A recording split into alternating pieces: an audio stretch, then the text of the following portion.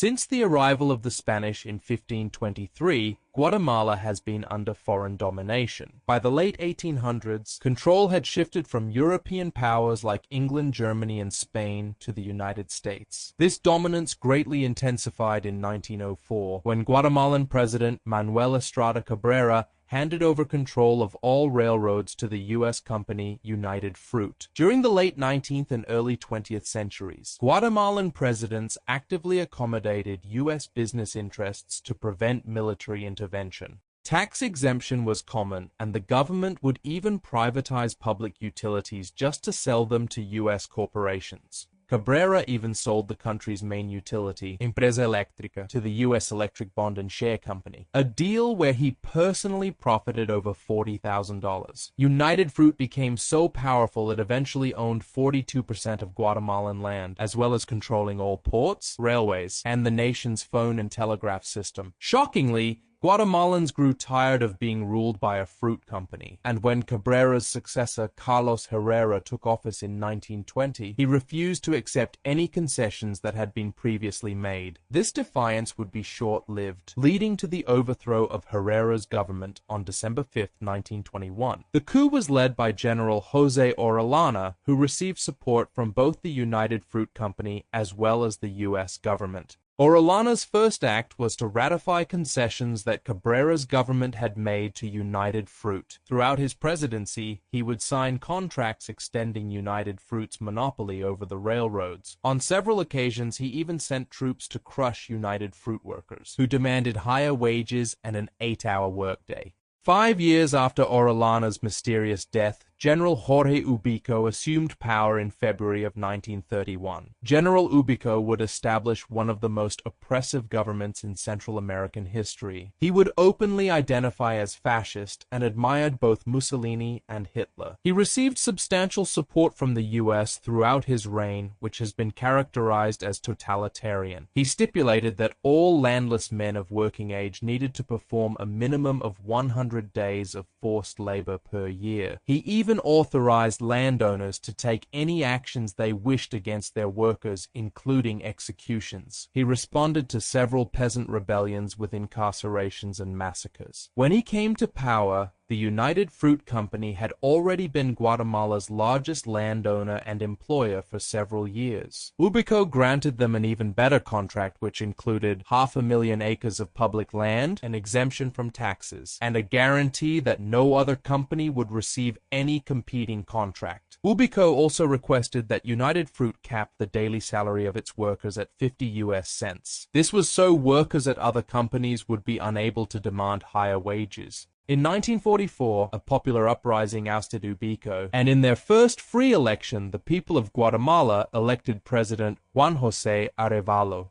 President Arevalo would enact clear labor laws that required large corporations to implement 8-hour workdays and pay a minimum wage. As a result, he faced over 30 coup attempts in just 6 years in office. In 1951, Arevalo was succeeded by President Jacobo Arbenz. Much like Arevalo, Arbenz would receive no love from United Fruit. His main policy was the agrarian reform bill known as Decree 900. This bill aimed to redistribute undeveloped and unused lands to the landless farmers who made up over 90% of the population. United Fruit owned 42% of the land, but only 15% of their 500,000 acres were being cultivated. The rest remained idle and fell under the scope of the agrarian reform bill. President Arbenz had made enemies with a lot of powerful people. At the time the land reform passed, United Fruit's annual profits were $65 million, which was twice as large as the revenue of the entire Guatemalan government. By June of 1954, 1.4 million acres of land had been distributed, and approximately 500,000 individuals, or 1/6 of the population, had received land at this point. The law resulted in a significant improvement in living standards for thousands of peasant families. Despite the positive impact of these reforms, many in the U.S. were greatly displeased.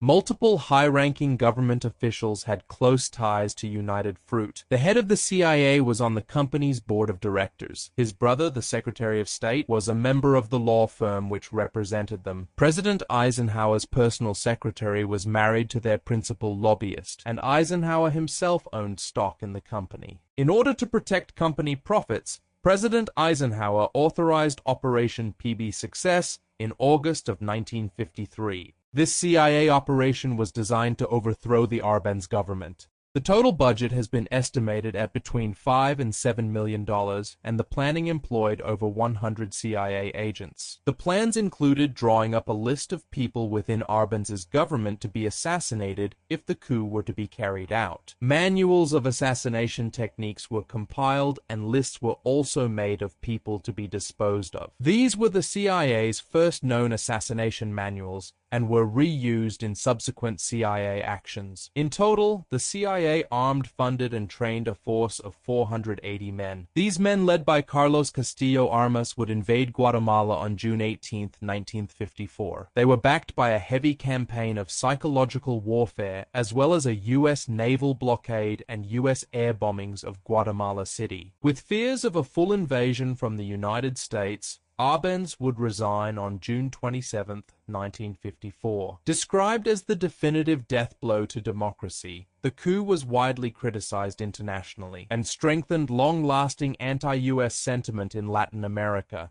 Le Monde of Paris and the Times of London attacked the coup as economic colonialism. Former British Prime Minister Clement Attlee called it a plain act of aggression. When CIA Director Alan Dulles described the coup as a victory of democracy over communism and claimed that the situation in Guatemala was being cured by the Guatemalans themselves, a British official remarked that it might almost be Molotov speaking about Czechoslovakia or Hitler speaking about Austria. The UN Secretary-General said that the invasion was a geopolitical action, which violated the human rights stipulations of the United Nations Charter. Castillo Armas quickly assumed dictatorial powers, banning opposition parties, imprisoning and torturing political opponents, and reversing the social reforms of the revolution. In the first few months of his government, Castillo Armas rounded up and executed between 3,000 and 5,000 supporters of Arbenz.